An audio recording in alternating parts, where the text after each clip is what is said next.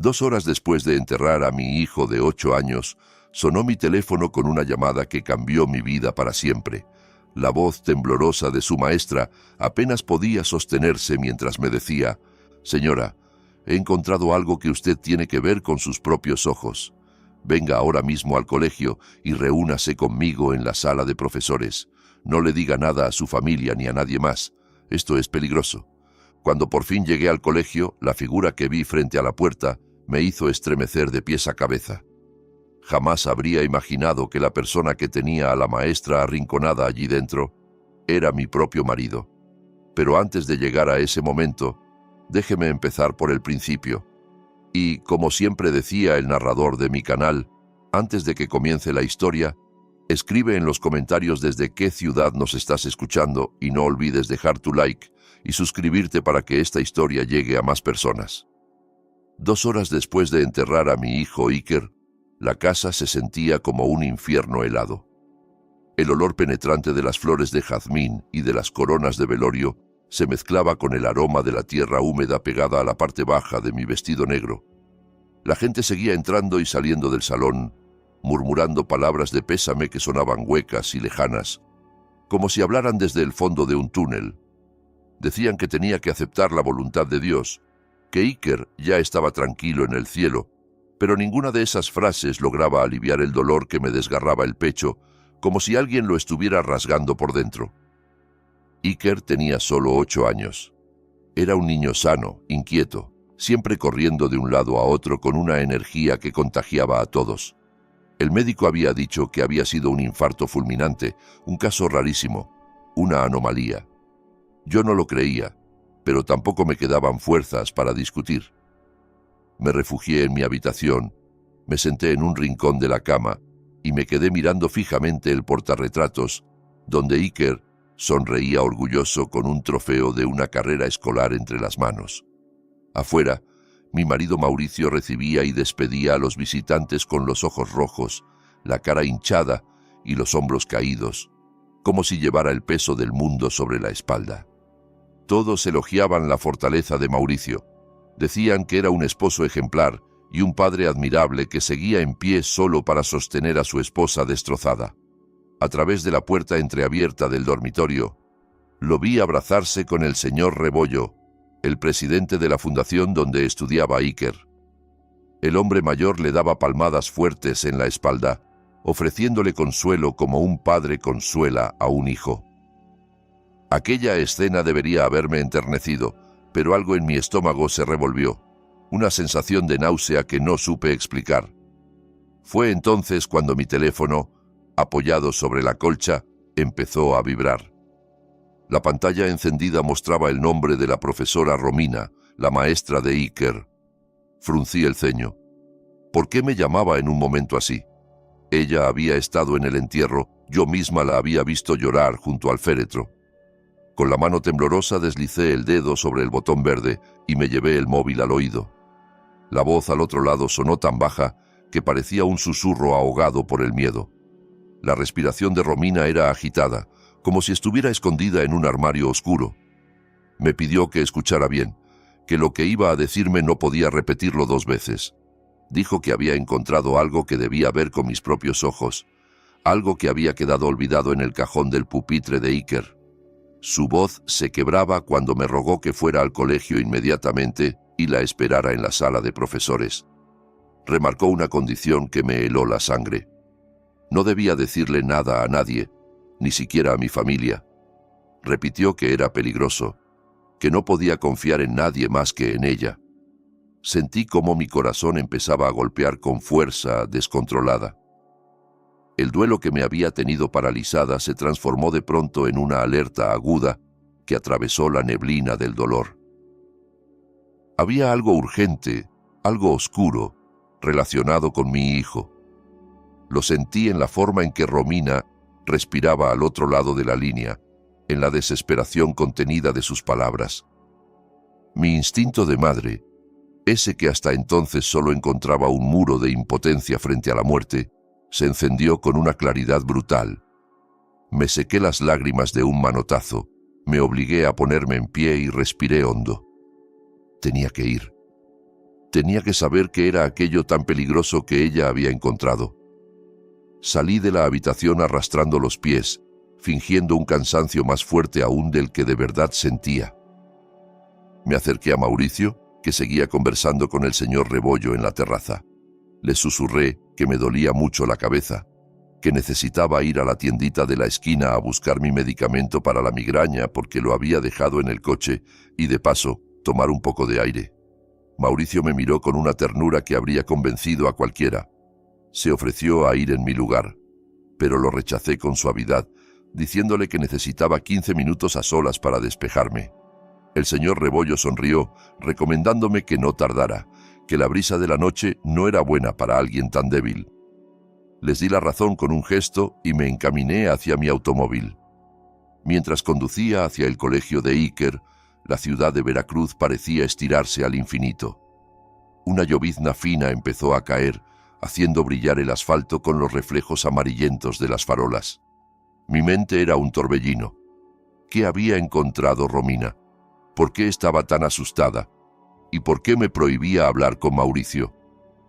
Hasta ese momento, él había sido un padre ejemplar, atento, paciente, dedicado. Me repetí una y otra vez que no podía estar relacionado con nada peligroso. Sin embargo, una pequeña semilla de duda comenzó a abrirse paso, lenta y obstinada, como las raíces de una planta que rompen el cemento. Me vinieron a la cabeza escenas de los últimos meses que yo no había querido mirar con demasiada atención.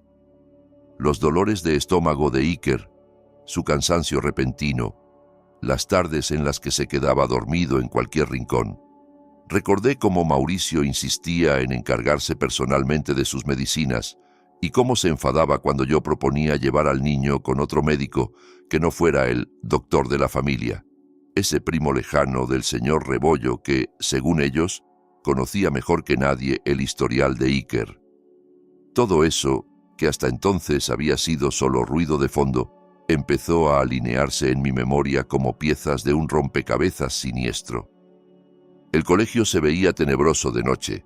El portón principal estaba entornado, como si alguien lo hubiera dejado así a propósito. No vi al guardia en su caseta.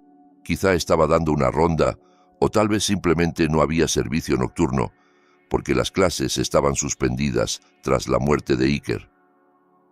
Aparqué el coche lejos, bajo la sombra de un árbol enorme, para que nadie reconociera el vehículo desde la calle. Crucé el patio corriendo bajo la llovizna, con el corazón latiendo en la garganta, y me dirigí al edificio donde quedaba la sala de profesores, en el segundo piso. El pasillo de ese piso estaba completamente a oscuras, solo alumbrado por la luz mortecina que subía de los jardines exteriores. Sin embargo, pude distinguir un hilo de luz que se escapaba por la rendija inferior de la puerta de la sala de profesores. Estaba abierta unos centímetros. Romina debía estar allí dentro. Aceleré el paso, pero cuanto más me acercaba, más opresivo se volvía el aire. Todo mi cuerpo me decía que algo no estaba bien. El silencio era tan espeso que solo se escuchaban mis pasos, amplificados por las baldosas. Me vino a la mente la voz de Iker contándome lo cariñosa que era la señor Romina, lo mucho que la quería. Si ella había llegado a ese punto de miedo, tenía que ser algo muy grave. Me detuve frente a la puerta entreabierta y contuve la respiración antes de mirar hacia adentro. Lo que vi paralizó mi corazón. Romina estaba acorralada en una esquina, junto al archivo. Tenía el rostro lívido, los ojos desorbitados y todo el cuerpo temblándole como una hoja. Levantaba las manos en un gesto de súplica, como si estuviera pidiendo misericordia. Frente a ella, de espaldas a mí, se erguía un hombre con una camisa negra que conocía demasiado bien. Su postura, la manera en que apoyaba el peso en una pierna, incluso el aroma tenue de su colonia que se escapaba hacia el pasillo, me resultaron insoportablemente familiares. El hombre sostenía en la mano un objeto pequeño y negro, un dispositivo que parecía una memoria USB o un disco portátil. Le hablaba a Romina con un tono bajo, cargado de amenaza, una voz fría, afilada, sin un ápice de cariño. Era una voz tan distinta a la que yo escuchaba cada día en casa, que durante un segundo me negué a creerlo. Empujé la puerta con suavidad. Las bisagras rechinaron, delatando mi presencia. El hombre se volvió de golpe, alerta, y la luz blanca del neón iluminó de lleno su rostro. Las piernas se me aflojaron y tuve que agarrarme al marco para no caer. Era Mauricio, mi esposo, el padre de mi hijo recién enterrado. Mauricio me miró sin sorpresa, como si hubiera calculado desde el principio la posibilidad de que yo apareciera allí. Su expresión, que un instante antes había sido de hielo puro, se transformó lentamente en una máscara de dolor contenido, la misma que llevaba todo el día frente a familiares y amigos. Disimuló el dispositivo negro deslizándolo hacia su costado, tratando de ocultarlo de mi vista.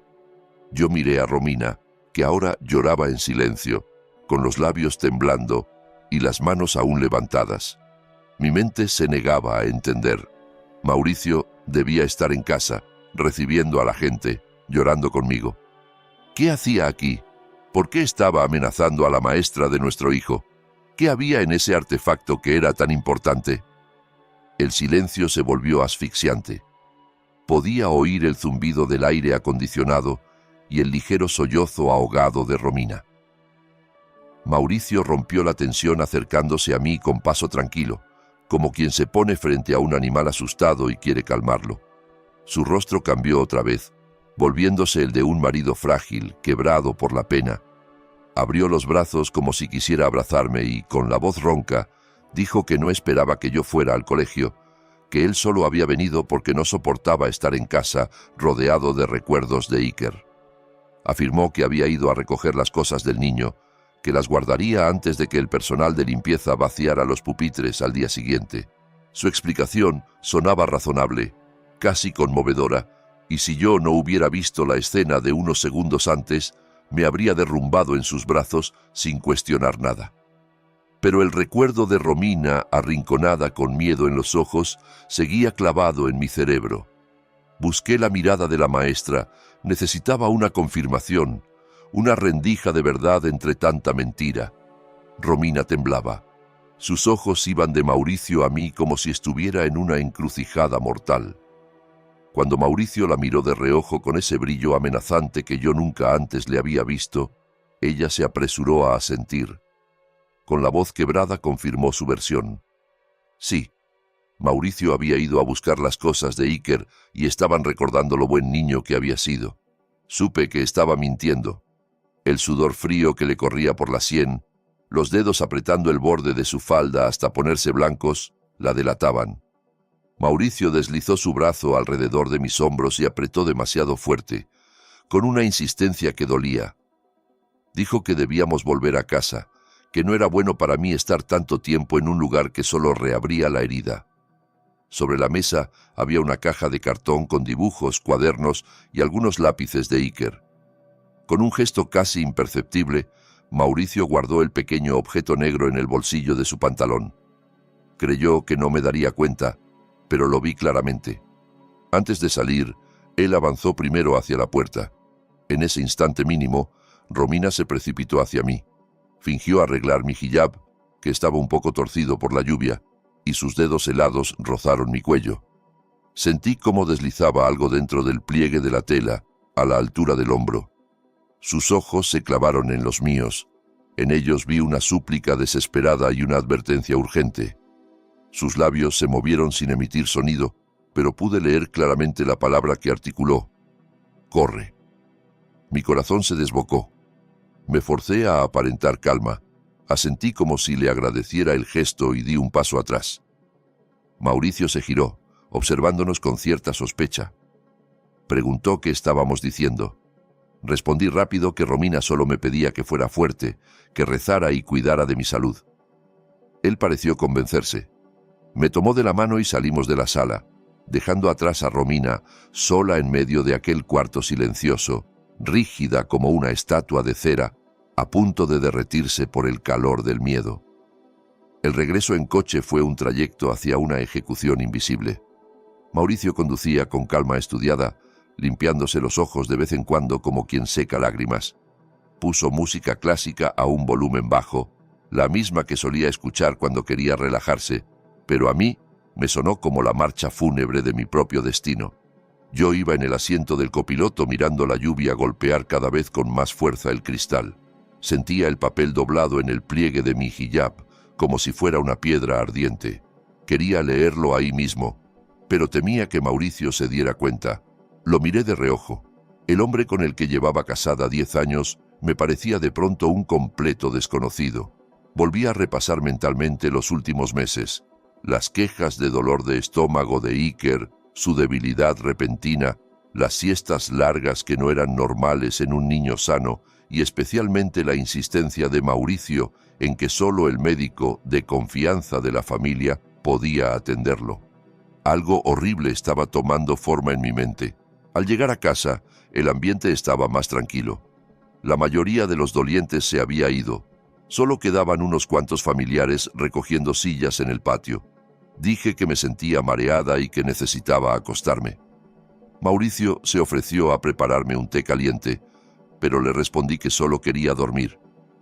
Entré en la habitación, cerré con llave y apoyé la espalda contra la puerta, tratando de controlar mi respiración. Esperé hasta oír sus pasos alejarse hacia la cocina. Entonces, con manos temblorosas, saqué el papelito escondido en mi hijab. Era una hoja arrancada de un cuaderno escolar, con letra apresurada, casi ilegible. Lo leí bajo la luz tenue de la lámpara de noche. Iker no tenía problemas del corazón. Le cambiaron la medicina por bajas dosis de veneno. Revisa el oso de peluche de su habitación. Grabó algo antes de morir.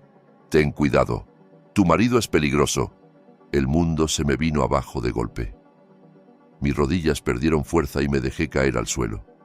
Mi niño, mi pequeño Iker, no había muerto por una enfermedad misteriosa.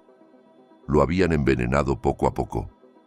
Y quien lo había hecho estaba en la cocina de mi casa, preparando té, fingiendo ser un padre destrozado. El dolor insoportable que me había desgarrado hasta entonces se transformó en algo más duro y afilado. Rabia. Se me secaron las lágrimas de golpe. Entendí que llorar podía esperar. Lo que no podía esperar era la verdad. Me levanté como pude y salí de la habitación en puntillas, dirigiéndome al cuarto de Iker, que estaba junto al dormitorio principal. Abrí la puerta con cuidado.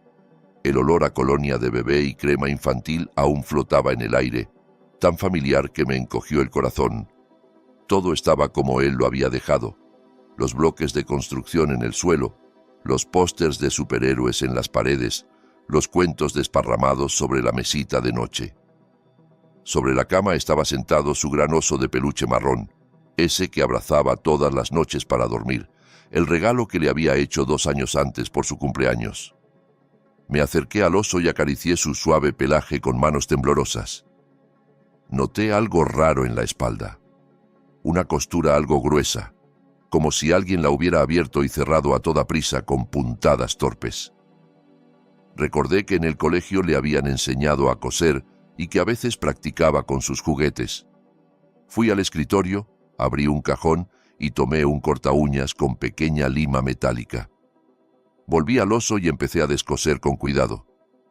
Entre el relleno blanco de fibra apareció un pequeño grabador digital, un juguete de espía que mi amigo Julián le había regalado hacía tiempo. A Iker le encantaba jugar a los detectives. Sentí un escalofrío mientras pulsaba el botón de reproducción. La voz de Iker sonaba débil y ronca, muy distinta a la alegre que llenaba la casa. Hoy me volvió a doler la panza después de que papá me dio la medicina roja. Sabe muy amarga, no es como la que me da mamá. Me da miedo decirle a mamá, luego papá se enoja como esa vez. Papá dice que es una supervitamina para que me haga fuerte, pero cada vez me siento peor. El audio continuó con el sonido de una puerta abriéndose y pasos pesados acercándose. Luego escuché claramente la voz de Mauricio, hablando por teléfono con alguien. Su tono era tranquilo, casi aburrido. No se preocupe, señor Rebollo. Ya le subí la dosis. El niño no llega a la próxima semana. Apenas se muera, la herencia de su abuelo se libera a la cuenta del tutor, o sea, a la mía. Luego la partimos a la mitad, como quedamos. Usted solo asegúrese de que los papeles de la propiedad de la fundación estén listos para cambiar de nombre. La grabación se cortó. El silencio en el cuarto se hizo ensordecedor. Me tapé la boca con ambas manos para contener un grito que pugnaba por salir. Todo daba vueltas. Mi marido, el hombre con el que había compartido 10 años de vida, había envenenado a nuestro hijo para quedarse con el dinero de la herencia que mi padre había dejado a nombre de Iker, y el respetable señor Rebollo, presidente de la Fundación Educativa, era su cómplice. Eran monstruos, no hombres. En ese instante, la perilla de la puerta del cuarto empezó a moverse. Alguien intentaba entrar, pero yo había echado el seguro. «Clara», escuché la voz de Mauricio al otro lado. «¿Por qué está cerrada la puerta? Estás ahí. Ábrela». Su tono ya no era el del marido dulce. Había dureza, sospecha, una amenaza velada. Golpeó la puerta con insistencia. «Ábrela, Clara, no me hagas tirarla abajo». Retrocedí, apretando el oso y el grabador contra el pecho. Estaba atrapada. El asesino de mi hijo estaba al otro lado de la puerta, y lo más aterrador era que sabía que yo ya conocía su secreto. Los golpes contra la puerta se volvieron brutales. Cada impacto hacía vibrar los cuadros en la pared. Mauricio gritaba mi nombre con una voz desfigurada por la rabia y el pánico, un rugido que mezclaba desesperación y crueldad. Sabía que, en cuanto consiguiera entrar, mi vida quedaría colgando de un hilo. Mauricio ya no era mi marido. Era un animal acorralado dispuesto a destruir todo lo que pudiera delatarlo. Guardé el grabador en el bolsillo interior de mi túnica, lo único que ahora tenía para exigir justicia. Tenía que encontrar otra salida. La puerta estaba descartada. Solo quedaba la ventana. El cuarto de Iker estaba en el segundo piso. Recordé el árbol de mango que crecía junto a la casa, con sus ramas gruesas que se acercaban bastante al pequeño balcón de la habitación. Más de una vez había reñido a Iker por atreverse a trepar por ahí. Ahora, aquella travesura infantil podría salvarme la vida. Corrí a la ventana, destrabé el pestillo con manos temblorosas y la abrí de par en par. El aire de la noche, cargado de lluvia, me golpeó el rostro como un cubetazo helado. Fuera, la tormenta se había intensificado. Los rayos iluminaban el jardín por segundos. Los truenos enmascaraban los golpes que Mauricio daba a la puerta. El crujido de la madera me advirtió que la puerta no resistiría mucho más. Sin darme tiempo para pensar, me subí al barandal del balcón y tanteé con el pie una rama del árbol. Estaba mojada y resbaladiza, pero era eso, o morir ahí dentro. Me lancé, aferrándome a la rama con ambas manos. La corteza rugosa me arañó las palmas, pero me mantuve colgada. Mi túnica empapada se enganchó en una rama fina. Tiré con todas mis fuerzas, hasta oír el sonido de la tela rasgándose. No importaba. Lo único importante era bajar. Justo cuando mis pies tocaron por fin la hierba embarrada del jardín, oí un estruendo arriba. Mauricio había derribado la puerta de la habitación. Alcé la vista y lo vi en el umbral, bañado por la luz encendida. Corrió hacia el balcón y se asomó, buscando en la oscuridad, maldiciendo en voz alta. Me pegué al tronco del árbol, conteniendo la respiración. Un relámpago iluminó el patio durante un segundo. Si hubiera mirado hacia abajo en ese instante, me habría visto. Pero la cortina de agua le dificultaba la vista y, furioso, volvió a entrar a la habitación, quizá pensando que yo seguía escondida allí. No perdí ni un segundo. Descalza, con los pies hundiéndose en el barro, me escabullí pegada a la pared lateral de la casa y me dirigí a la puerta trasera del jardín, la que usaba el jardinero. Sabía que, en cuanto Mauricio descubriera que no estaba en el cuarto, registraría toda la casa y luego saldría a buscarme. Tenía que poner la mayor distancia posible entre nosotros antes de que despertara a los vigilantes o llamara a cualquiera de sus contactos. El señor Rebollo tenía amigos en todas partes. Ya no sabía en quién podía confiar. Cada sombra me parecía un enemigo. Cada tronco, una figura al acecho. Con el corazón desbocado y las lágrimas mezclándose con la lluvia en mi rostro, conseguí abrir la puertecita trasera y salir al camino oscuro que corría detrás del fraccionamiento. No había nadie. Corrí sin voltear, con el grabador apretado en el bolsillo, hasta llegar a una avenida principal a unos 2 kilómetros. Mi teléfono, empapado en el bolsillo, vibró varias veces. Asumí que era Mauricio. Me negué a contestar. No podía dejarle ni la más mínima pista de dónde estaba. Al refugiarme bajo el toldo de un local cerrado, jadeando, saqué el móvil con los dedos entumecidos por el frío. Vi 10 llamadas perdidas de Mauricio. Las ignoré y busqué un nombre en mi lista de contactos. Julián, mi mejor amigo desde el instituto, la única persona en la que podía confiar. Periodista de investigación, terco y acostumbrado a lidiar con casos sucios. Marqué su número con manos temblorosas, rezando para que no estuviera dormido. Sonó un par de veces y luego escuché su voz ronca, somnolienta. «Clara, ¿qué pasó?» No pude dar demasiadas explicaciones. Con la voz quebrada por el llanto, apenas logré susurrar. «Julián, ayúdame. Mauricio mató a Iker. Estoy cerca de la gasolinera de la carretera. Ven por mí. No preguntes nada ahora. Solo ven rápido». Colgué antes de que reaccionara y apagué el teléfono para que nadie pudiera rastrear mi ubicación. Me acurruqué en un rincón oscuro junto a la cortina metálica del local, abrazando mis rodillas, temblando de miedo y frío, esperando que Julián llegara antes de que Mauricio me encontrara. 15 minutos se sintieron como 15 años. Cada luz de coche que se aproximaba hacía que el corazón se me detuviera por un instante, esperando ver el SUV negro de Mauricio. Sin embargo, al fin se detuvo frente a mí un sedán viejo de color gris. El cristal del lado del copiloto se bajó y vi el rostro preocupado de Julián. Me levanté de un salto y me metí en el coche sin decir palabra, cerrando la puerta con un golpe. Debía de dar pena. Empapada, llena de barro, el hijab hecho un desastre, las manos arañadas y la cara pálida como un fantasma. Julián me lanzó una mirada rápida, entendió que la cosa era grave y aceleró sin hacer preguntas. Dentro del coche, el contraste de la calefacción me hizo tiritar aún más. No era solo frío, era el cuerpo descargando la adrenalina. Julián me pasó su chaqueta del asiento trasero y me cubrió los hombros. Condujo con una mano mientras con la otra apretaba la mía tratando de transmitir calma. Yo empecé a contárselo todo, desde la llamada de la profesora Romina, la escena en el colegio, la doble cara de Mauricio, hasta la grabación escondida en el oso de Iker. Cada palabra era como escupir vidrios rotos. Cuando puse el audio, detuvo el coche junto a la banqueta y escuchó con atención, el rostro transformándose a medida que las frases de Mauricio y el señor Rebollo salían del pequeño aparato. Al terminar, golpeó el volante con rabia, soltando maldiciones contra Mauricio y Rebollo. Luego volvió a escuchar la grabación, pero esta vez con la mente fría de periodista. Dijo que era una prueba muy fuerte, pero también muy peligrosa. El señor Rebollo no era un cualquiera. Tenía influencia política, contactos en la policía y seguramente abogados costosos.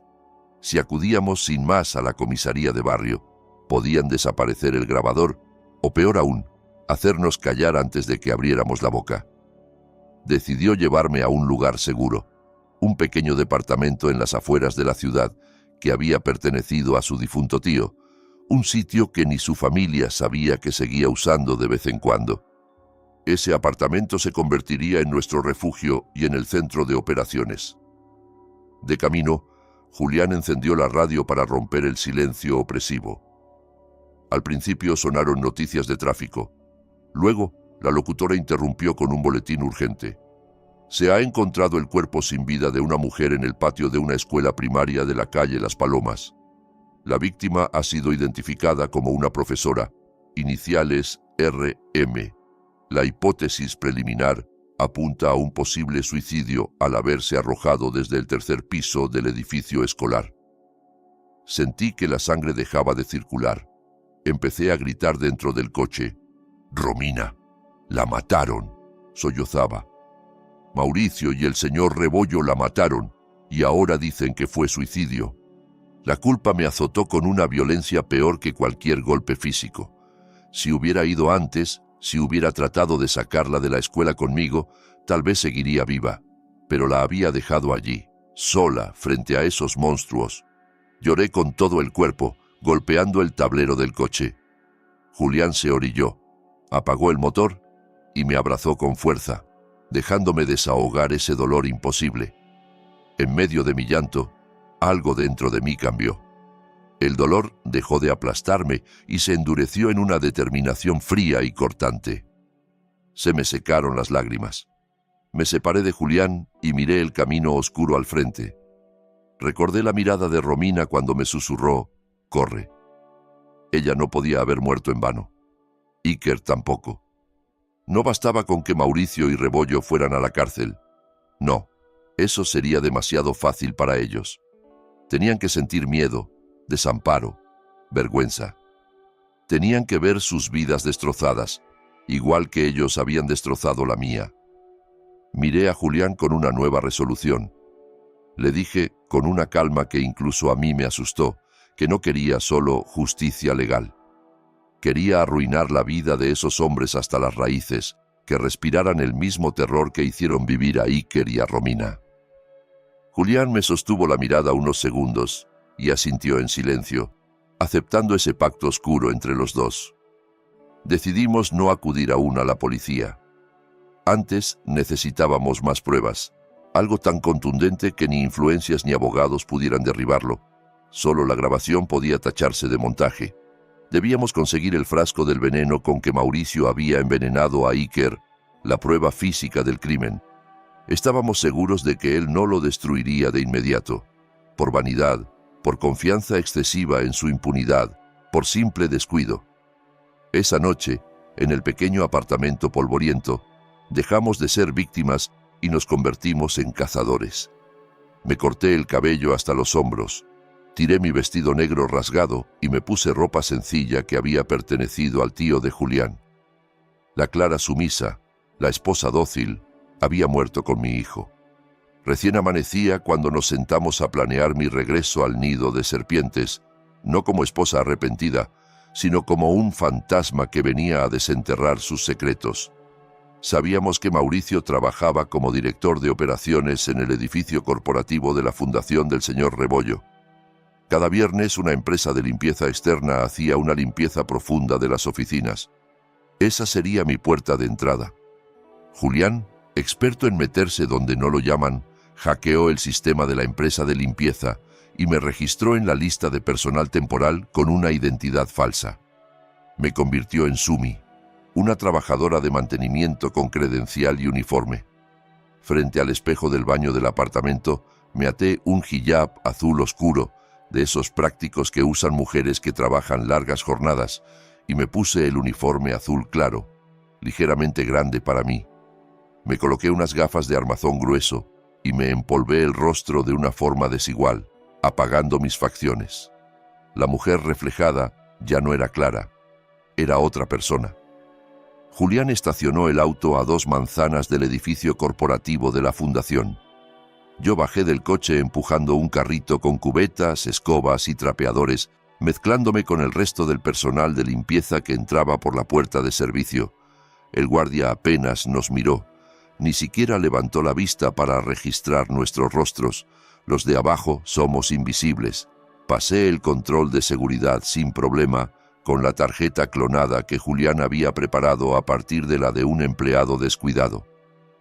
Subí en el montacargas hasta el piso 12, donde quedaba la oficina de Mauricio. El pasillo estaba alfombrado, silencioso y frío. Empujé el carrito hasta la puerta doble con el letrero Dirección de Operaciones. Pasé la tarjeta por el lector. La luz se puso verde y la cerradura hizo clic. Entré. La oficina era amplia y elegante, con muebles de madera oscura y una gran ventana que dejaba ver parte de la ciudad. En la pared, detrás del escritorio, colgaba una fotografía nuestra. Mauricio, Iker y yo, sonriendo en un parque. Me dieron ganas de arrancarla de un zarpazo. Mauricio no había colgado esa foto por amor, sino como parte de su máscara de padre de familia ejemplar.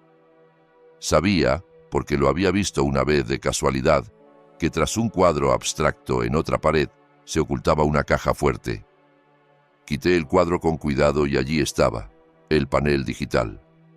Tragué saliva. El código era la fecha de nacimiento de Iker. La ironía me revolvió el estómago. Marqué 1703 y la luz verde se encendió. Abrí la caja fuerte esperando encontrar el frasco del veneno. No estaba. Había fajos de billetes, documentos de propiedades a nombre de Mauricio, pasaportes con distintos sellos, papeles de transferencia de terrenos de la fundación a cuentas privadas. Era corrupción pura, pero aún no probaba el asesinato. Saqué fotografías con la pequeña cámara oculta en uno de mis botones, una por una, sin dejar nada sin registrar. Entonces escuché risas y pasos acercándose por el pasillo. El pánico me subió como un golpe de calor. Cerré la caja, volví a colgar el cuadro un poco torcido por la prisa y me escondí tras un gran sofá cercano al escritorio, fingiendo limpiar el zócalo. La puerta se abrió. Entraron Mauricio y una joven muy arreglada, con vestido entallado y tacones altos. Era Belén, su secretaria, a la que siempre había visto demasiado pegada a él. Ellos no se percataron de mi presencia, protegida por la altura del respaldo y la sombra de un archivero. Lo que escuché a continuación me quemó por dentro. Mauricio no parecía un hombre en duelo. Reía con Belén mientras servía whisky en 2 vasos. Ella se sentó coqueta sobre el borde del escritorio y le acarició el brazo. Hablaron de la muerte de Iker como si comentaran el cierre satisfactorio de un negocio. Belén le dijo que su actuación en el funeral había sido perfecta, que hasta el señor Rebollo había quedado impresionado con su dolor de padre. Mauricio se enorgulleció de sí mismo, diciendo que quitarse de encima a ese niño enfermizo había sido lo mejor para su futuro. Lo llamó estorbo, una fuente de gastos que impedía que el dinero de la herencia fluyera a sus manos. Sentí las uñas clavándose en mis palmas. Quise salir y destrozarlos a golpes, pero sabía que perdería. En lugar de eso, activé el pequeño micrófono grabador que llevaba en el bolsillo del pantalón y dejé que cada palabra de aquella conversación quedara registrada. Hablaron de un viaje a Europa que planeaban hacer cuando todo se calmara y los millones llegaran a su cuenta. Se burlaron de mí, de mi huida desesperada. Mauricio dijo que no tardarían en encontrar mi cadáver tirado por ahí, que todos creerían que estaba loca por el duelo. Me llamó débil, inútil, sin él. Y no hay nada que puedan probar, añadió, besando la sien de Belén. El frasco del veneno ya lo mandé a incinerar con los desechos médicos esta mañana. No quedó rastro. Esa frase fue un golpe bajo. El frasco, nuestra esperanza, ya no existía, pero obteníamos algo igual de poderoso. Un reconocimiento arrogante, la confesión de que creían haber ganado. Cuando por fin salieron para ir a comer, esperé varios minutos dentro de mi escondite hasta estar segura. Antes de irme, saqué del bolsillo el cochecito de juguete que solía llevar Iker en la mochila, algo que yo había guardado desde la noche anterior, y lo dejé en medio del escritorio, justo encima de los expedientes ordenados de Mauricio. Que supiera que su pasado venía por él. Regresé al apartamento con Julián y escuchamos juntos la grabación. Julián tuvo que salir al balcón a fumar para no explotar. Sabía que el audio era demoledor, pero seguía siendo fruto de una grabación ilegal y podían intentar tumbarlo en tribunales. Necesitábamos que ellos mismos se hundieran en público, que se traicionaran delante de testigos, cámaras y micrófonos. La forma más efectiva de hacer que un criminal cometa errores es provocarle miedo. Y sabíamos que Mauricio, por más frío que fuera, tenía una grieta, el terror a lo sobrenatural, al karma, al castigo de aquello que no podía controlar. Años atrás, recién casados, me había confesado que le aterraban las historias de fantasmas, que le obsesionaba la idea de que las malas acciones regresaran multiplicadas. Había tratado de ahogar ese miedo en cinismo y dinero, pero seguía allí. Julián había logrado hackear el sistema de domótica de nuestra casa. Luces, cámaras, audio, aire acondicionado, todo. Lo que Mauricio instaló para sentirse seguro, nosotros lo usaríamos para enloquecerlo. Esa misma noche comenzamos el acoso. Desde la pantalla del portátil veíamos en la cámara del salón cómo se servía una copa tras otra intranquilo, jugando con el cochecito de Iker que alguien había dejado en su escritorio de la oficina. A medianoche, Julián hizo parpadear las luces del salón de casa. Mauricio se levantó desconcertado y fue a revisar los interruptores. Cuando pareció tranquilizarse, subió al dormitorio. Bajamos la temperatura del aire acondicionado a 16 grados. Lo vimos, destapado, estremecerse en la cama. Entonces, por los altavoces del techo, dejamos sonar una risita de Iker, suavísima, mezclada con el ruido blanco del ventilador.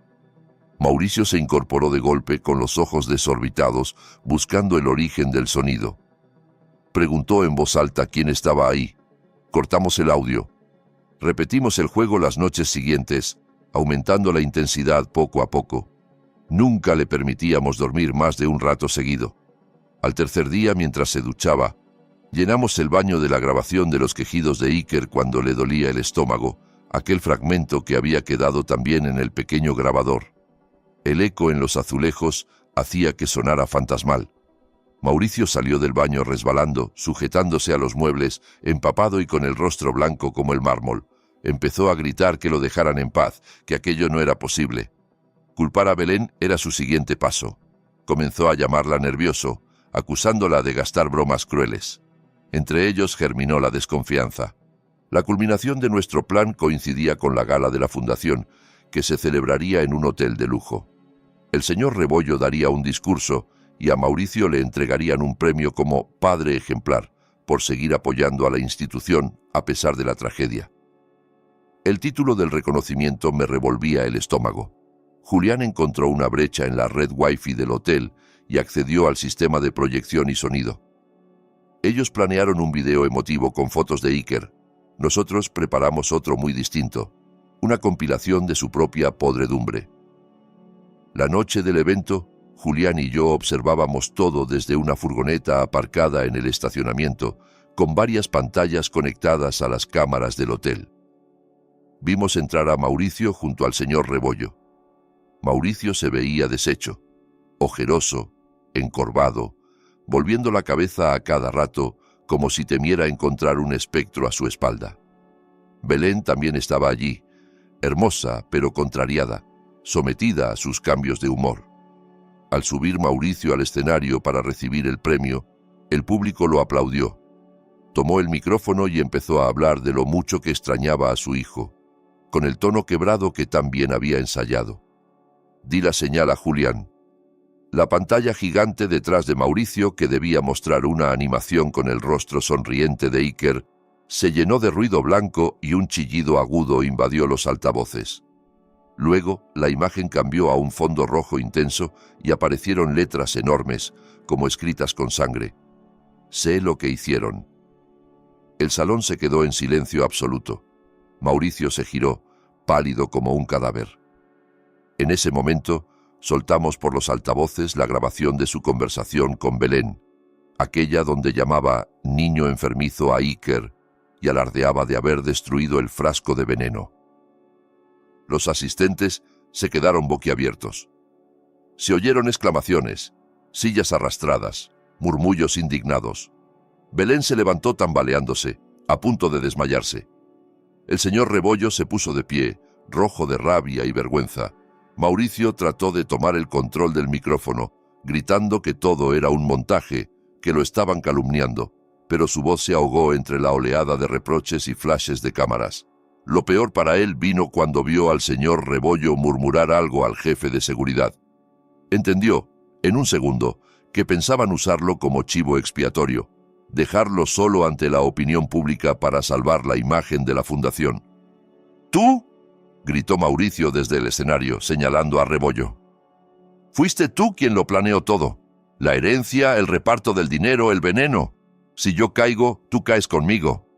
Aquella acusación captada por los móviles y cámaras de televisión sería imposible de borrar. La gala se convirtió en un caos. Mauricio escapó por la salida de servicio, perseguido por periodistas. Rebollo trató de controlar la situación, pero el escándalo ya se había desatado en redes sociales. El vídeo se volvió viral en cuestión de horas. Sin embargo, sabíamos que no bastaba. Los abogados podían alegar estrés, delirio, un montaje digital. Hacía falta una escena final, más clara, con ellos mismos describiendo sus crímenes mientras alguien los escuchaba oficialmente. Esa noche volvimos al apartamento sin celebrar. Sabíamos que un animal herido es un animal peligroso. Mauricio ahora era un paria social, pero aún libre. Rebollo estaba cornerado, pero con recursos. La siguiente fase del plan consistía en enfrentar a los dos, hacerles creer que el otro los traicionaba. Julián preparó 2 móviles desechables, imposibles de rastrear. En uno, fingimos ser Mauricio y le escribimos a Rebollo: «Tengo copias firmadas de todos los papeles de desvío de bienes. Si no me ayudas a salir de la ciudad esta misma noche y me das mi parte, irán a la fiscalía mañana. Encuéntrame en el viejo almacén de la fundación, en el puerto, a las 2 de la mañana, solo. O nos hundimos juntos». Sabíamos que Rebollo era paranoico y que no se atrevería a ignorar esa amenaza. En el otro móvil, fingimos ser un emisario de Rebollo y le mandamos un mensaje a Mauricio: «Don Rebollo quiere arreglar esto. Ha preparado una lancha para sacarte del país esta noche. Quiere que lleves todos los documentos y pruebas que tengas para destruirlos. Te espera a las 2 en el almacén viejo de la fundación en el puerto. La policía ya se mueve. Es ahora o nunca. No llegues tarde». Mauricio, desesperado, sin aliados y convencido de que todo el mundo lo perseguía, vería en ese mensaje su última tabla de salvación. A las 2 de la madrugada, bajo una lluvia feroz, Julián y yo ya estábamos dentro del almacén, en un altillo metálico del segundo piso, con una vista perfecta del espacio principal. Era un edificio grande y abandonado, cerca del muelle. Olía a óxido y mar rancio. Julián había colocado cámaras y micrófonos escondidos conectados a un servidor seguro, al que también tendría acceso un contacto suyo en la unidad de delitos graves. Esta vez, la policía estaba al tanto. Sabían que allí se reunirían 2 hombres peligrosos para hablar de dinero sucio. Solo tenían que esperar a que dijeran suficiente, y entonces entrar. Un sedán negro llegó primero. Vimos a Rebollo bajar con un maletín y 2 guardaespaldas. Los dejó fuera, indicándoles que lo esperaran. Entró al almacén con la mano derecha dentro de la chaqueta. No era difícil imaginar que sujetaba un arma. Su cara era de piedra, tensada por la rabia y el miedo. Minutos después, la puerta chirrió de nuevo. Mauricio entró desde la oscuridad. Llevaba la camisa arrugada, la mirada perdida. Parecía envejecido 10 años en 2 días. Avanzó hacia Rebollo con una mezcla de esperanza y odio. «¿Dónde está la lancha?», preguntó con la voz rota. «Dijiste que me sacarías de aquí». Rebollo soltó una carcajada seca. «¿Lancha? ¿De verdad crees que después de lo que hiciste en el hotel voy a ayudarte a escapar? Me humillaste frente a todo el mundo. Eres un estorbo». Mauricio lo miró con incredulidad. «Pero tú me mandaste un mensaje. Dijiste que...». «Yo no te mandé nada», lo interrumpió Rebollo. «El único mensaje que recibí fue el tuyo, amenazando con los documentos. ¿Los trajiste? Dámelos y, quizá, considere que tu cadáver aparezca completo, no repartido en bolsas». La confusión de Mauricio se convirtió en furia. Comprendió que alguien más tiraba de los hilos, pero su odio hacia Rebollo era más fuerte que su instinto de supervivencia. «¿Así que vas a matarme? ¿Como matamos a Iker?», escupió. «Adelante, pero recuerda que eres tan responsable como yo. Tú me conseguiste el veneno, tú me dijiste que subiera la dosis. Lo hiciste para poder tapar tus deudas de juego». «No te atrevas a señalarme», bramó Rebollo. «Tú eras el padre. Tú le metías el veneno en la boca todas las noches. Yo solo te dije que resolvieras el asunto de la herencia». «No te hagas el santo, viejo hipócrita», gritó Mauricio. «Somos la misma basura». Cada palabra quedaba registrada por los micrófonos y retransmitida en directo al contacto de Julián en la policía.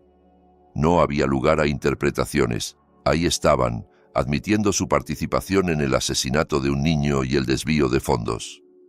De repente, Rebollo sacó su arma y la apuntó a la cabeza de Mauricio. Se acabó. Adiós, inútil. Antes de que pudiera disparar, las sirenas de la policía rompieron el silencio de la noche. Luces rojas y azules se filtraron por las rendijas del almacén. Una voz por megáfono ordenó que soltaran las armas y se rindieran. Rebollo se sobresaltó mirando hacia la entrada. Mauricio aprovechó ese descuido para lanzarse sobre él. Los dos rodaron por el suelo. El arma salió volando hacia un rincón, donde quedó fuera de alcance de ambos. Desde nuestro escondite vimos la brutal pelea. Mauricio, más joven y fuerte, golpeó a Rebollo una y otra vez hasta dejarlo inconsciente. Pero no tenía intención de rendirse. Se levantó tambaleante y miró alrededor buscando una salida. Sus ojos se alzaron hacia el altillo donde estábamos. Un destello en el lente de la cámara delató nuestra presencia. Nuestros ojos se encontraron. Por primera vez desde que huí de casa, Mauricio me vio. El hijab azul se había corrido, dejando visible mi rostro. Sus rasgos se contrajeron en una mueca de odio absoluto. ¡Clara!, rugió, reconociendo al fin al fantasma que lo perseguía. Enloquecido, se lanzó escaleras arriba, ignorando los gritos de la policía que ya estaba entrando por otra puerta. Julián me agarró del brazo. «¡Corre!», me dijo. «Por la puerta del techo». Salimos al tejado del almacén bajo una lluvia torrencial. El viento casi nos tiraba. Desde allí se veía el muelle y algunas patrullas abajo. Al otro lado del edificio había una escalera metálica de emergencia que bajaba hacia un embarcadero. Nos dirigimos hacia ella, pero la puerta del tejado voló de un patadón. Mauricio apareció con una barra de metal en la mano, sangrando por la cabeza, los ojos desorbitados. Julián se interpuso, tratando de detenerlo. Mauricio le asestó un golpe brutal en el brazo con la barra. Oí un crujido horrible. Julián cayó al suelo gritando de dolor, sujetándose el brazo colgante. Corrí hacia él, pero Mauricio me agarró por el hijab y me tiró hacia atrás. Sentí cómo el cuero cabelludo se me encendía de dolor. Me arrastró hacia el borde del techo, usándome como escudo cuando vio a varios policías intentando subir por el otro lado. «¡Un paso más y la lanzo!», gritó, apretando la barra contra mi cuello. Los agentes se detuvieron. La lluvia nos empapaba a todos. Yo respiraba con dificultad, sintiendo el metal frío en la garganta, pero ya no tenía miedo como antes. Estaba harta. Mauricio me obligó a bajar con él las escaleras de emergencia. Llegamos a un viejo SUV aparcado entre contenedores, seguramente robado. Me empujó al asiento del copiloto, me ató las manos con su propia corbata a la agarradera del techo y se sentó al volante.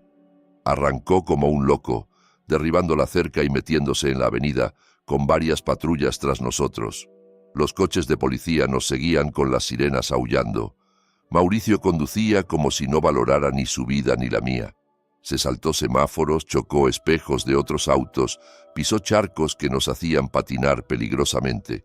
Yo golpeaba la puerta con el hombro tratando de soltarme, pero la corbata estaba demasiado apretada. «No vas a escapar», dije con la voz ronca. «Ya no». «Cállate», masculló. «No voy a volver a ser pobre. No voy a pudrirme en la cárcel. Nos iremos lejos, ¿lo entiendes, Clara? Lejos». Tomó un viaducto elevado que estaba en obras. El suelo resbalaba por la lluvia y la carretera se estrechaba por los bloques de cemento. Más adelante se veían destellos de patrullas cortándonos el paso. Mauricio giró el volante con brusquedad para evitar la barricada, pero el coche perdió adherencia. El mundo dio varias vueltas. El vehículo derrapó, golpeó de lado el muro de contención y se estrelló. Se activaron las bolsas de aire. Sentí un impacto seco en la cabeza y un dolor candente en la sien. Aturdida, distinguí a Mauricio a mi lado, sangrando por la nariz, con una pierna atrapada entre los restos del tablero. Aún así, seguía moviéndose. Abrió la puerta a trompicones y me arrastró fuera, sujetándome por las muñecas. Afuera, la lluvia seguía cayendo sin piedad. Nos acercó al borde del viaducto, donde apenas nos separaban unos pasos del vacío. Abajo, la corriente oscura de un río urbano rugía. Varias patrullas rodeaban el vehículo, apuntándonos con sus armas. Mauricio pegó un trozo de vidrio roto a mi cuello, justo sobre la carótida. Sentí cómo la punta afilada me cortaba la piel y un hilo de sangre tibia resbalaba por mi clavícula. Los policías le gritaban que se calmara, que me soltara. El negociador hablaba por megáfono intentando ganarle tiempo al tiempo. Mauricio, delirante, exigía un helicóptero, dinero, una ruta libre. Era absurdo. Sabía que no tenía salida, pero se aferraba a esa fantasía como un ahogado a una rama. Yo lo oía respirar agitado justo detrás de mí, el vidrio presionando mi garganta. Y sin embargo, en ese momento mi mente se llenó de una extraña serenidad. Dejé de temblar. Vi su reflejo en un charco. El hombre que había amado estaba irreconocible, devorado por la ambición y el miedo. Pensé en Iker, en su cuerpo pequeño en el ataúd, en Romina cayendo desde el tercer piso del colegio. Ellos no habían tenido alternativa. Yo todavía la tenía. Eché un vistazo rápido hacia abajo, a sus pies. La pierna derecha de Mauricio estaba visiblemente dañada. La tela del pantalón rasgada dejaba ver heridas profundas, sangre mezclada con agua sucia. Ese era su punto débil. Reuní todas las fuerzas que me quedaban. Inspiré hondo, sin importar que el cristal profundizara un poco más el corte. De golpe, giré la cabeza hacia atrás y le mordí el antebrazo que sostenía el vidrio con toda la rabia acumulada. Hundí los dientes en su carne hasta saborear la sangre. Mauricio lanzó un alarido desgarrador. Por reflejo, aflojó la mano y el vidrio resbaló de sus dedos. Sin perder un segundo, levanté la pierna y le di una patada con todas mis fuerzas en la rodilla dañada. Sonó un chasquido horrible. El grito de Mauricio fue aún más agudo que el anterior, un aullido casi inhumano. Su cuerpo perdió equilibrio y cayó de lado sobre el pavimento empapado, retorciéndose de dolor. Yo me aparté de un salto, tropezando, pero fuera ya de su agarre. La policía aprovechó el desconcierto. Varios agentes corrieron hacia nosotros y me sacaron del medio, alejándome del borde del puente. Otros se abalanzaron sobre Mauricio, que pataleaba y se debatía tratando de agarrar cualquier cosa. Uno de los policías tuvo que dispararle en la otra pierna cuando intentó arrebatarle el arma. Todo se volvió confuso, voces, luces, manos. Me sentaron en el suelo, me envolvieron con una manta térmica. Un paramédico presionó una gasa sobre la herida de mi cuello. No decía nada. Solo miraba cómo levantaban a Mauricio en una camilla, esposado, sangrando, desfigurado. Cuando pasó junto a mí, nuestros ojos volvieron a encontrarse. Ya no había altivez, ni superioridad, ni odio. Solo miedo puro. Tal vez, por primera vez, entendió que todo se había acabado. Julián apareció poco después, con el brazo en cabestrillo, la cara golpeada. Se acercó como pudo y me rodeó con su brazo sano. En ese momento, por fin me permití llorar.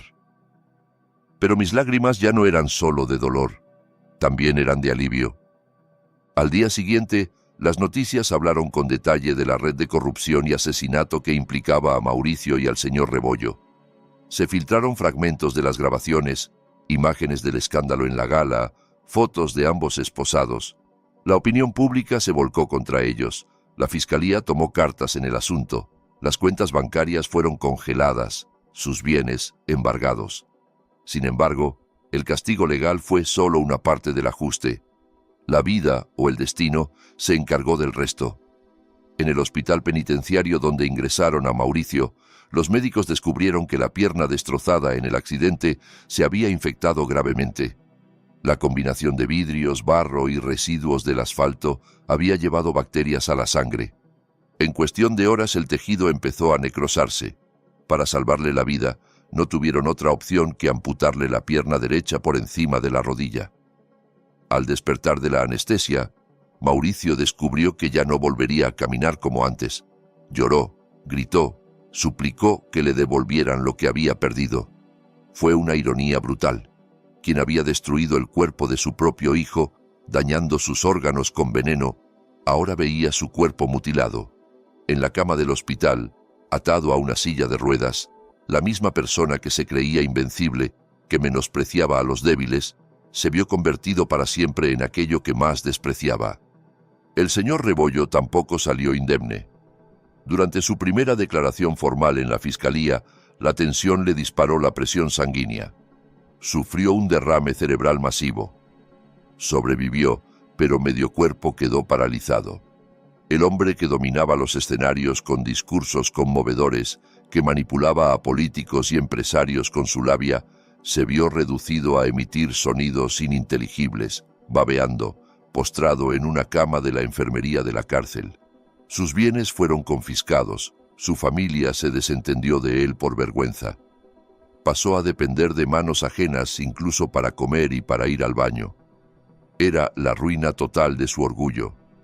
Belén, la secretaria y amante de Mauricio, trató de huir. La detuvieron en el aeropuerto, intentando salir del país con joyas y efectivo.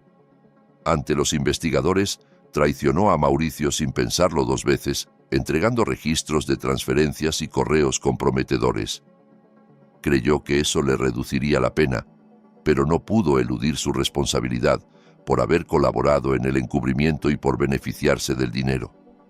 Terminó sentenciada a 20 años de prisión. En la cárcel, lejos de los trajes caros y los hoteles de lujo, su belleza dejó de ser un privilegio y se convirtió en un blanco de envidia y agresión. Julián y yo seguíamos las noticias con una mezcla de rabia satisfecha y cansancio. Nunca celebramos su sufrimiento, pero tampoco sentimos lástima. Nada de lo que les pasara se acercaba al dolor de un niño envenenado por su propio padre, o al terror de una maestra arrojada desde un tercer piso por decir la verdad. Sin embargo, al menos ya no eran intocables. Un día, me llamaron del hospital penitenciario para que ampliara mi testimonio. Al pasar por el pasillo custodiado, vi a Mauricio a través de una ventanilla, sentado en una silla de ruedas. Era apenas la sombra del hombre que fue, más flaco, más viejo, con la mirada perdida. Cuando se dio cuenta de que estaba ahí, giró lentamente la cabeza. Nuestras miradas se cruzaron una vez más. Él empezó a llorar en silencio. Sus labios se movieron, tratando de formar palabras que no alcancé a escuchar. Disculpas, quizás. Lágrimas que llegaban demasiado tarde. Yo, por primera vez, no sentí odio. Solo un vacío sereno, una distancia inquebrantable. Lo miré durante unos segundos, lo suficiente para que entendiera que yo seguía en pie, que había sobrevivido a todo lo que él intentó destruir. Luego me di la vuelta y seguí mi camino. No tenía nada más que decirle. Pasaron 6 meses desde aquella noche de tormenta en el viaducto. El tiempo, aunque lento, comenzó a cerrar heridas. Las cicatrices quedaban, pero ya no sangraban. Una mañana de cielo despejado, me miré al espejo de mi nueva casa, más pequeña y sencilla que la anterior, pero llena de paz. Me coloqué un hijab color crema, suave, y alisé la tela con manos firmes. La mujer del espejo ya no era la madre que apenas podía sostenerse en el funeral de su hijo. Era alguien endurecida por la tragedia, sí, pero también levantada sobre ella. A mi lado, detrás en el reflejo, vi a Julián pasar con un fajo de papeles y soltar un chiste tonto para aliviar el ambiente. Ese día se leería la sentencia definitiva. En la sala del juzgado, abarrotada de periodistas, representantes de asociaciones infantiles y curiosos, el ambiente era denso. Me senté en la primera fila. Julián, con traje y el brazo totalmente recuperado, se acomodó junto a mí y me tomó la mano. Entonces entraron los jueces. Los murmullos cesaron. 2 oficiales empujaron la silla de ruedas de Mauricio hasta el banquillo de los acusados. Él iba con la cabeza gacha. El banco contiguo estaba vacío. El abogado de Rebollo lo representaba porque el viejo ya no podía movilizarse. Más allá, en otra silla, Belén temblaba, pálida.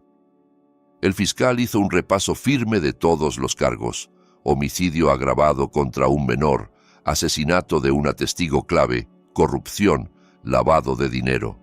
La jueza principal, una mujer de mediana edad con ojos severos, comenzó a leer la resolución.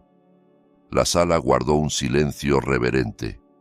Sus palabras, aunque formales, tenían la contundencia de una piedra lanzada al agua. Declaró a Mauricio culpable sin atenuantes y, subrayando la crueldad y premeditación de sus actos, dictó la pena máxima: muerte.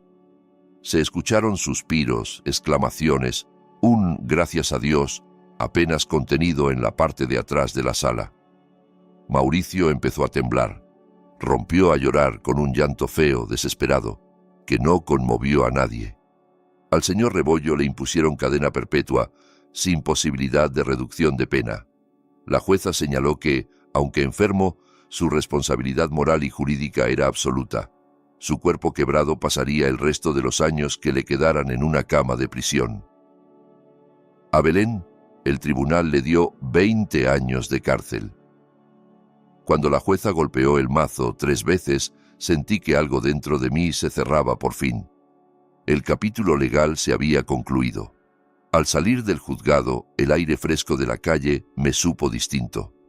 No era libertad absoluta, porque nada me devolvería a Iker, pero sí era un primer paso hacia una vida en la que mi hijo no fuera solo una víctima, sino también una semilla de algo bueno.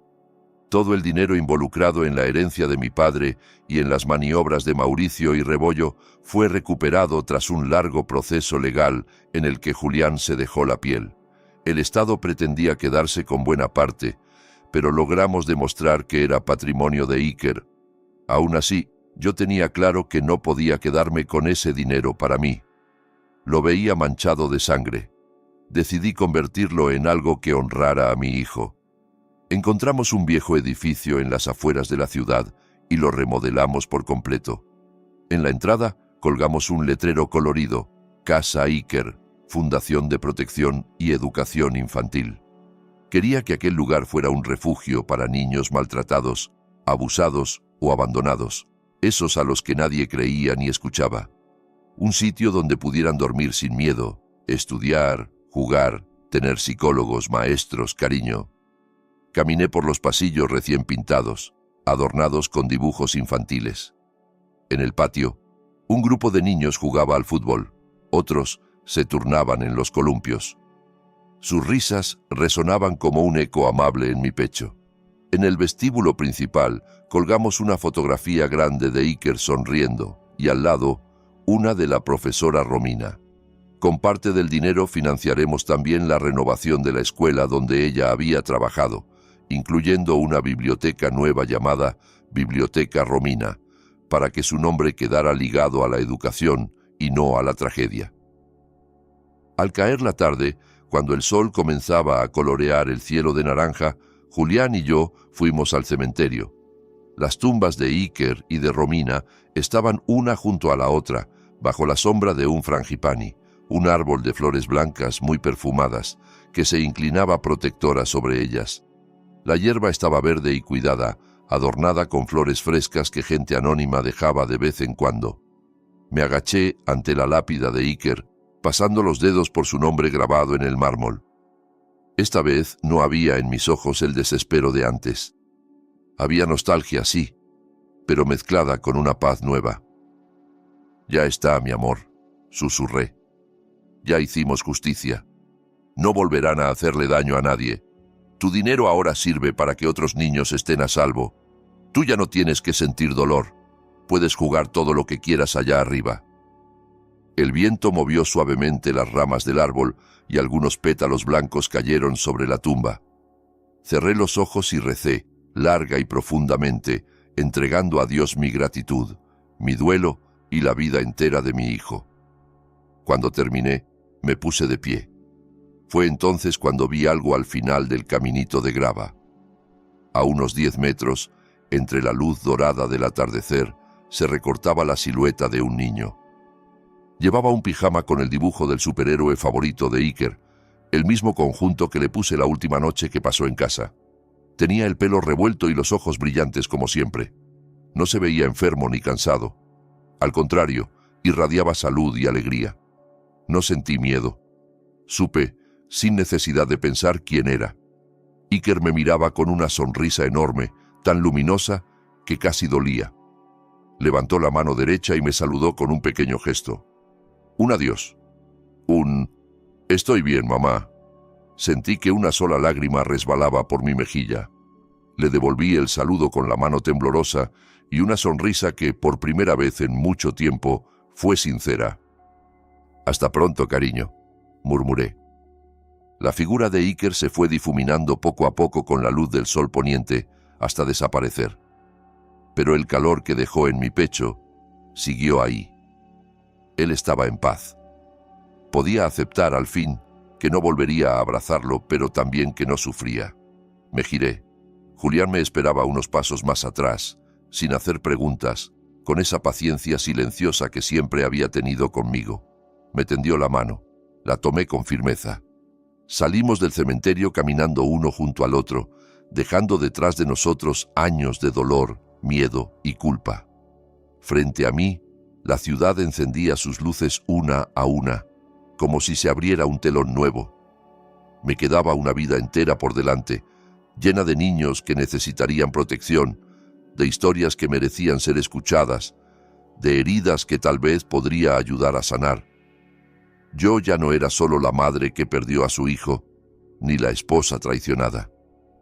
Era Clara, la mujer que atravesó la tormenta y siguió en pie, fundadora de Casa Iker y defensora de los niños que no tienen voz. Y, por primera vez en mucho tiempo, al pensar en el futuro, pude decir en silencio, sí.